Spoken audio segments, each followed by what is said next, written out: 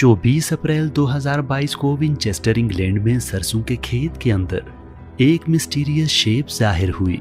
खेत के बीच में फसल इस तरह से गिरी हुई थी कि ऊपर फिजा से देखने पर एक परफेक्टली सिमेट्रिकल डिजाइन नजर आ रहा था।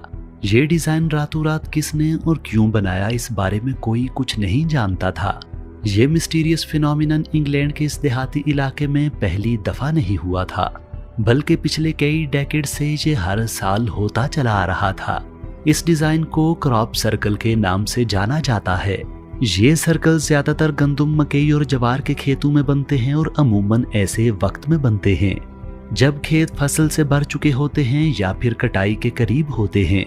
खेतों में नमूदार होने वाली शेप्स और मिस्टीरियस सर्कल्स अमूमन 30 से 40 फुट या बाजुकात इससे भी बड़े होते हैं और इनमें इतनी नफासत और महारत होती है कि यूं लगता है जैसे किसी ने उन्हें कंपास और ज्योमेट्री के दूसरे टूल्स की मदद से बनाया है। इस किस्म के वाकयात मिड 1960s से सामने आ रहे हैं, मगर पिछले चंद सालों में इनकी तादाद काफी ज्यादा बढ़ चुकी है। पहले ऐसे वाकयात ज्यादातर यूके में विनचेस्टर के देहाती इलाकों में होते थे, लेकिन अब ये अफ्रीका के सहराओं से लेकर ऑस्ट्रेलिया के दूर दराज इलाकों तक में सामने आ रहे हैं। खेतों में नमूदार होने वाले ये मिस्टीरियस सर्कल्स 50 से ज्यादा मुल्कों में जाहिर हो चुके हैं और वहां ऐसे केसेस की तादाद 10,000 से ज्यादा रिपोर्ट हो चुकी है। हजारों लोग इन्फॉर्मेशंस को देखने के लिए जाते हैं, जिनमें रिसर्चर्स भी शामिल हैं। रिसर्चर्स वहां इन शेप्स में बनने वाले पैटर्न्स को मेजर करते हैं, मिट्टी और फसल के सैंपल्स कलेक्ट करते हैं और फर्दर स्टडी के लिए एरियल इमेजेस रिकॉर्ड करते हैं। इन शेप्स को नीचे जब जमीन से देखा जाता है तो ये महज एक तखरीबकारी नजर आती है, लेकिन जब इन्हें किसी ऊंची जगह से देखा जाता है या उनका एरियल व्यू लिया जाए तो वो बहुत अट्रैक्टिव लगती हैं और बेइख्तियार उनके क्रिएटर को अप्रिशिएट करने को दिल चाहता है। लेकिन दूसरी तरफ जिस इलाके में ये सर्कल्स और शेप्स जाहिर होती हैं वहां खौफ व हिरास फैल जाता है, क्योंकि अक्सर मकामी बाशिंदे उन्हें आसेब या किसी एलियन की कारिस्तानी समझते हैं। क्रॉप सर्कल्स के वाकयात ज्यादातर पिछले 60 सालों से सामने आ रहे हैं, लेकिन हिस्टोरिकल एविडेंस से पता चलता है कि ये मिस्टीरियस फॉर्मेशंस किसानों के खेतों में कई सदियों से अपीयर हो रही हैं। 1678 में एक इंग्लिश पंफलेट पब्लिश हुआ जिसका टाइटल था द मोइंग डेविल। इस पंफलेट में एक डेविल को एक खेत के अंदर सर्कल बनाते हुए दिखाया गया था। ये तस्वीर पंफलेट के मुताबिक एक सच्ची कहानी को दिखाने के लिए बनाई गई थी।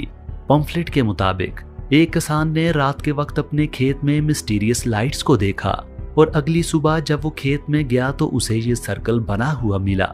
जब ये खबर मशहूर हुई तो लोगों ने इस सर्कल को डेविल की कारिस्तानी बताना शुरू कर दिया और इस डेविल को द मोइंग डेविल का नाम दिया गया।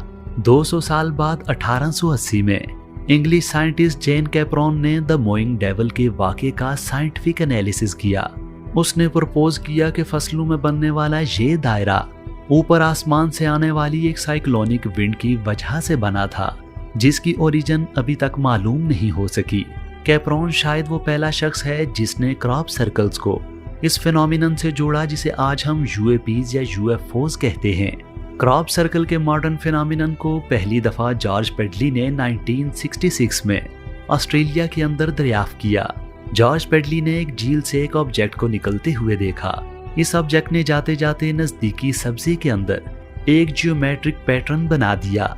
ये वाकया ऑस्ट्रेलियन प्रेस में रिपोर्ट हुआ और प्रेस ने इन सर्कल्स को यूएफओ नेस्ट और फ्लाइंग सॉसर नेस्ट कहना शुरू कर दिया। बेशुमार लोग जिन्होंने इन क्रॉप सर्कल्स को अपनी आंखों से बनते हुए देखा है, उन्होंने इनके साथ कुछ अनयूजुअल फिनोमिनास का जिक्र किया है। उन्होंने बताया कि उन्होंने घूमती हुई रोशनी को देखा। 1990s में बहुत से लोगों ने गवाही दी कि उन्होंने खेतों के अंदर रोशनी के गोलों को उड़ते हुए देखा है। इन गोलों ने फसलों को फ्लैट कर दिया और अगले चंद ही मिनट्स में खेतों के अंदर जियोमेट्रिकल डिजाइन जाहिर हो गया। कई लोगों का ख्याल है कि ये मिस्टीरियस सर्कल्स आसेब या जिन्नात बना रहे हैं, क्योंकि ये दायरे अक्सर उन इलाकों की फसलों में बनते हैं जहां आसपास कबल-अज़-मसीह आबादियों के खंडरात या बाकियात मौजूद हैं। मसलन यूके में सेल्सबरी, स्टोनहेंज और लॉन्ग बैरोज वगैरह के इलाके। बाज एक्सपर्ट्स का कहना है कि इन सर्कल्स को बनाने में जमीन की मैग्नेटिक वेव्स का हाथ है। क्योंकि जिन इलाकों में ये सर्कल जाहिर होते हैं वहां अमूमन मैग्नेटिक वेव्स बहुत ज्यादा स्ट्रांग होती हैं। इन्वायरमेंटल एक्सपर्ट्स का कहना है कि पोल्यूशन और ग्लोबल टेम्परेचर में मुसलसल इजाफा मिस्टीरियस सर्कल्स की रीजंस में से हो सकते हैं। यही वजह है कि जैसे जैसे ग्लोबल टेम्परेचर इंक्रीज हो रहा है, सर्कल्स की तादाद में भी इजाफा हो रहा है। बहुत सारे एक्सपर्ट्स ने मिस्टीरियस सर्कल्स के अंदर रेडिएशन को भी मैयर किया है और उन्हें वहां रेडिएशन के ट्रेसेस भी मिले हैं, लेकिन वो ये एक्सप्लेन नहीं कर पाए कि खेत के उस मखसूस हिस्से में रेडिएशन कहां से आई है। 1990s में एक साइंटिस्ट WC लेवेनगुड ने क्रॉप सर्कल्स के ऊपर रिसर्च की।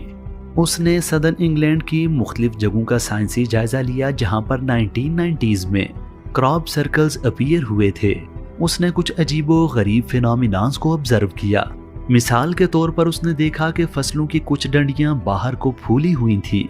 ऐसा सिर्फ उसी वक्त हो सकता है जब माइक्रोवेव रेडिएशन मौजूद हो। इस ऑब्जर्वेशन के अलावा भी लेवेनगुड को रेडिएशन के मजीद सबूत मिले। उसने देखा कि क्रॉप सर्कल के अंदर फसल का ग्रोथ रेट क्रॉप सर्कल्स के बाहर से 5 गुना ज्यादा तेज था। जब उसने इस फिनोमिनन को इन्वेस्टिगेट किया तो इसके नतीजे में उसने एक नई टेक्निक दरियाफ्त की जिसे मॉलिक्यूलर इंपल्स रिस्पॉन्स कहा जाता है। अपनी इस तहकीक से उसने रिवर्स इंजीनियरिंग की और इलेक्ट्रिकल पल्स टेक्नोलॉजी बनाई जिससे पौधों की ग्रोथ को तेज कर दिया जाता है। ये बात हैरान कुन है कि क्रॉप सर्कल्स और रेडिएशन की रिसर्च से पौधों की ग्रोथ में नई इन्वेंशंस हुई हैं। हैरत अंगेज बात यह है कि फसलों में ये सर्कल्स अमूमन रात के अंधेरे में बनते हैं। अक्सर औकात ये अमल रात के 11:30 और सुबह 4 बजे के दरमियान होता है और सर्कल या डिजाइन बनने में 1 मिनट से भी कम वक्त लगता है। 1980s के एंड और 1990s के स्टार्ट में यूके की मिनिस्ट्री ऑफ डिफेंस ने क्रॉप सर्कल की मिस्ट्री को देखना शुरू किया। उनकी इन्वेस्टिगेशन के दौरान 1991 में 2 आदमी डग बावर और डेव चोरली सामने आए और उन्होंने दावा किया कि क्रॉप सर्कल के सारे फिनोमिनन के पीछे उनका हाथ है। उन्होंने दावा किया कि वो ये सर्कल्स कई सालों से बना रहे हैं और उन्होंने तमाम तर मिस्टीरियस फॉर्मेशंस को सिर्फ लकड़ी के तख्तों और रस्सी की मदद से बनाया है। लेकिन रिसर्चर्स का कहना है कि एक ऐसा फिनोमिनन जो कि हजारों की तादाद में पूरी दुनिया में हो रहा है, उसके पीछे सिर्फ 2 लोगों का हाथ कैसे हो सकता है। उनका कहना है कि जब कोई इंसान इस किस्म की कोई एक्टिविटी करता है तो फसलों के तने टूट जाते हैं, लेकिन क्रॉप सर्कल्स के केस में ये तने टूटे हुए नहीं थे बल्कि बाज केसेस में तो तने ब्रेडेड और इंटरट्वाइंड थे। साइंटिफिक मैगजीन फिजिक्स वर्ल्ड के जुलाई 2011 के एडिशन में साइंटिस्ट रिचर्ड टेलर का एक आर्टिकल पब्लिश हुआ जिसमें उन्होंने सजेस्ट किया कि खड़ी फसलों में इस तरह के सर्कल्स लेजर बीम्स, माइक्रोवेव्स और ग्लोबल पोजीशनिंग सिस्टम की मदद से बनाए जा सकते हैं। अगर रिचर्ड टेलर की यह बात दुरुस्त तस्लीम कर ली जाए कि क्रॉप सर्कल्स के पीछे इंसानी हाथ ही मौजूद है और इन्हें चंद इंसान मॉडर्न साइंटिफिक इक्विपमेंट की मदद से बना रहे हैं, तो यहाँ सवाल ये पैदा होता है कि दूर दराज देहाती इलाकों में मॉडर्न साइंटिफिक इक्विपमेंट की मदद से सबकी नजरों से छुपकर ये सर्कल्स बनाने का क्या मकसद हो सकता है।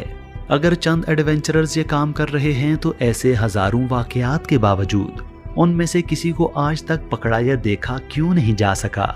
मिस्टीरियस सर्कल्स मुसलसल बन रहे हैं मगर किसी के पास इस सवाल का सेटिस्फैक्टरी आंसर नहीं है कि इन्हें कौन बना रहा है और क्यों बना रहा है।